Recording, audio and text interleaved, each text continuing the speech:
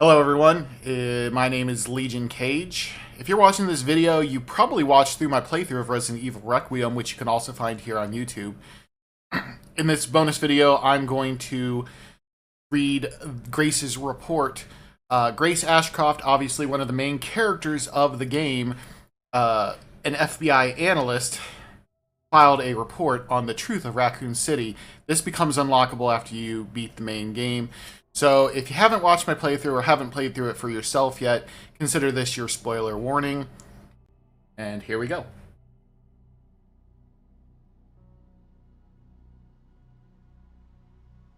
The truth behind Raccoon City. In 1998, Raccoon City was devastated by a massive outbreak caused by a viral leak from the pharmaceutical giant Umbrella. The United States government responded by launching a missile strike to wipe out the infected and erected a blockade to seal off the city. In 2004, following a court trial, the Umbrella Corporation declared bankruptcy. A complete account of the events was never released.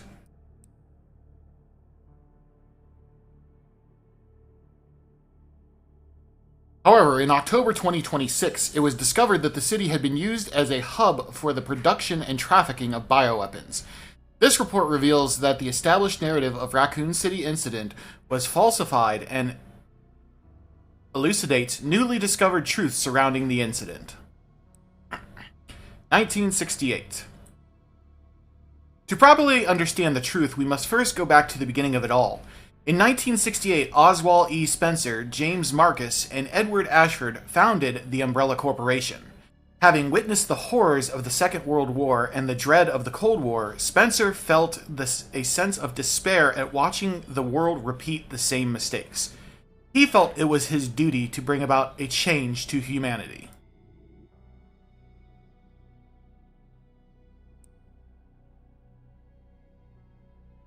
As stated in court records following the Raccoon City incident, his ultimate goal was to bring about the, quote, viral evolution of the human race, unquote.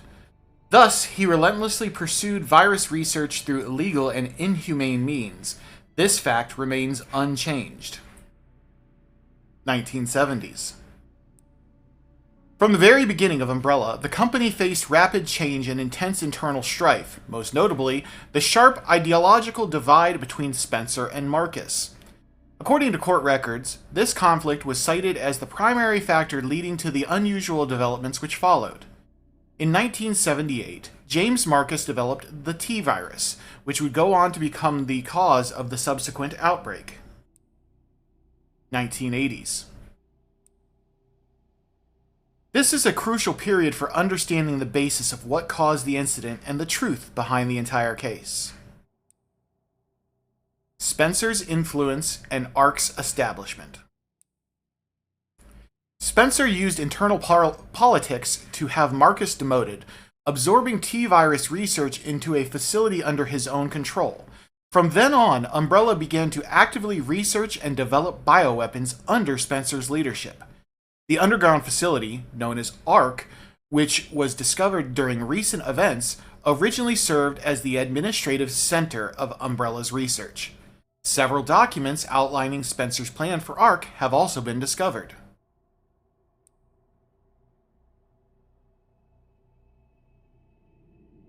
The following is an excerpt from confiscated records. Long-Term Strategic Review, 1980_0422. ARC-centric Integrated Research Roadmap. Step 1. Concentrated investment into the Wesker Project and the T-virus. Step 2. Establishment of ARC as a central command center. Step 3. Development of ELPIS. Step 4. Memory transfer and forced evolution.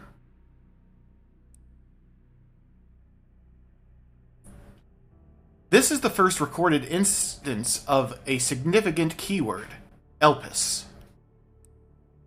The connections' involvement. The following documents regarding Marcus's involvement were also discovered. Excerpt from confiscated records, receipt of donation 1986_0138. Recipient James Marcus, sender F Foundation, to the amount of $30 million. This document shows a suspicious flow of funds being channeled to Marcus. Past FBI investigations revealed that the source of the funds, the F Foundation, was just one of the puppet organizations of the Connections. The F Foundation no longer exists. The Connections is a criminal organization that various government agencies have been sounding the alarm against for years. This illicit group is at the heart of all this. Evidence suggests that the Connections sought involvement with Umbrella's central operations. Additional documents belonging to the protege of Marcus, Brandon Bailey, have been uncovered. Excerpt from confiscated records. Telegraph log 1988_0996. Sender, Brandon Bailey. Recipient, F Foundation. Preparations are complete. I think it's time they made contact with me directly, don't you? I await a response.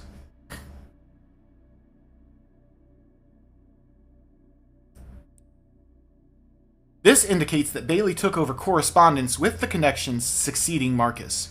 Bailey was rumored to be the founder of the Connections, but he may have only been a small cog in a larger machine. We now believe the Connections had deep roots in the criminal underworld since before the 1980s. Much about the Connections remains unknown. Spencer's Purge. In order for Spencer to obtain complete control over Umbrella, he used force to deal with any internal opposition and influential adversaries.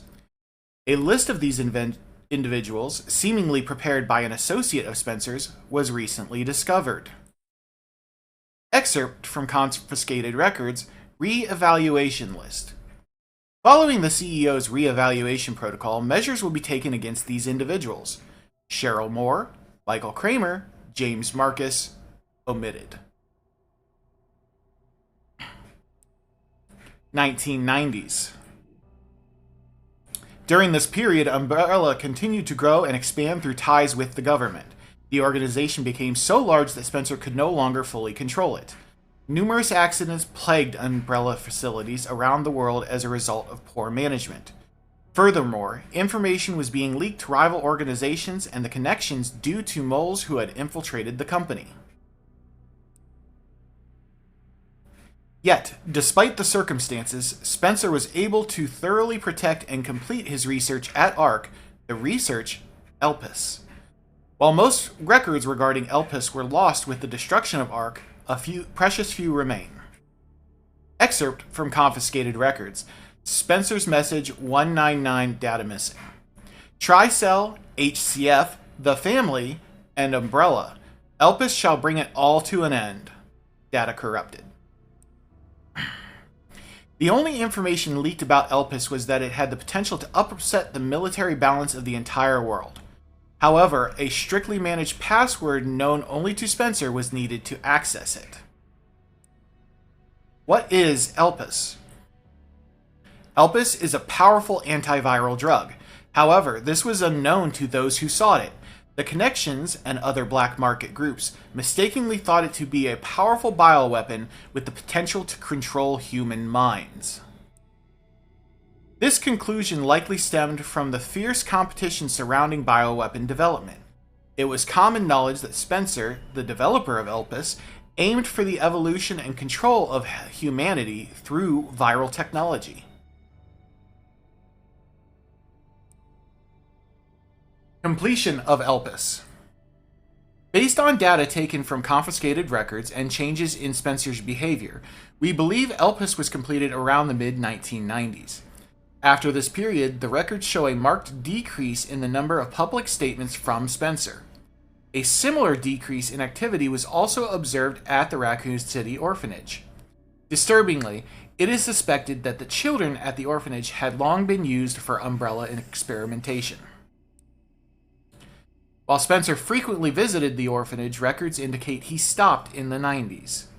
Furthermore, the orphanage was under the research jurisdiction of William Birkin in the late 90s. Birkin turned against Spencer, ultimately leading to the leak of the T-virus. – 1998, the Raccoon City incident. The T-virus leaked from the Umbrella research facility in Raccoon City, causing an unprecedented outbreak. In response, the government decided to launch a missile strike on the city, under the pretense of containing the spread. However, this is where we have been misled. The missile strike was not launched to prevent the spread of infection. A plan was formed to disrupt the relationship between the government and Umbrella and shift the blame for all illegal activities onto Spencer. Found records indicate that the connections lobbied for the missile strike. Excerpts from confiscated records. Access log, first assembly minutes. ARC has been secured, commenced the missile strike. The blame will fall solely on Spencer. With this, Umbrella will be dismantled and will seize their assets. Their goal was the acquisition of Umbrella assets, particularly the thing they believed would disrupt the world's military balance, ELPIS. Due to Bailey's involvement, the connections were aware of Umbrella's inner workings prior to the Raccoon City incident. This set them up to swiftly secure ARC before instructing the government to carry out the missile strike. After the Raccoon City incident. The Umbrella Trials. As is well known, trials were held after the events of the Raccoon City incident. Testimony from Raccoon City survivors, along with evidence submitted by the Global Pharmaceutical Consortium, demonstrated the scope of Umbrella's nefarious activities. Evidence against Spencer was presented at the trials by his subordinate, Albert Wesker. It is now evident that Wesker was linked to Tricell, which in turn had strong ties to the connections. Therefore, it is highly unlikely that there was pressure from the government and the connections during the trials. In 2004, following the outcome of the trials, Umbrella was forced into bankruptcy. Just as the connections and the government intended, Oswald E. Spencer was held accountable as CEO and he disappeared from the public eye. Acquisition of ARC. The connections and the government seized ARC during the Raccoon City incident. Therefore, ARC served as a base for the research, development, and distribution of bioweapons. Documents believed to be the transaction lists have also been seized. These lists Umbrella's competitors, along with organizations that were previously found guilty of illegal activity. Unfortunately, most evidence was lost with the collapse of ARC. Recovery efforts continue, but success is unlikely.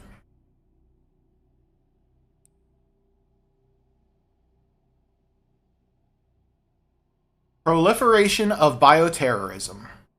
Following the Raccoon City incident, weaponized viruses developed by Umbrella were leaked. Subsequently, instances of bioterrorism utilizing the technology spread around the globe. In 2013, President Adam Benford was assassinated in a bioterrorist attack. Intelligence agencies report that the president wished to reveal the full truth of the Raccoon City incident. It is possible that President Benford was privy to the facts revealed in this report. Spencer's final years. Remaining records about Spencer after the dissolution of Umbrella are scarce, but a new source of information has recently come to light. An interview conducted by Alyssa Ashcroft. Despite being responsible for countless atrocities, Spencer showed some signs of remorse in this interview. Having lost everything, he sought atonement. While ELPIS is a powerful instrument that can render viral weapons inert, it also has the potential to be a panacea to be used for good. It's possible that Spencer's true motivations behind ELPIS were peace and redemption. While he remained obsessed with the evolution of humanity throughout his later years, most testimonies describe him as nothing but a senile old man. Spencer died in 2006 at his secluded estate. His true intentions behind developing ELPIS will forever remain unknown. Conclusion. As we can see from records, the Umbrella Corporation's liquidation was intentionally orchestrated by the connections and the U.S. government. Furthermore, they were involved in the illegal development and trafficking of bioweapons in Raccoon City. The extent to which past and present governments were involved requires further investigation. Much about the connections remains shrouded in mystery, and most records of their involvement were destroyed alongside ARC. Countless lives have been lost. As government officials, we have a duty to pursue the truth. If anything, finding it will finally offer some closure to everyone who fell victim to these heinous actions. Reported by FBI Intelligence Analyst Grace Ashcroft.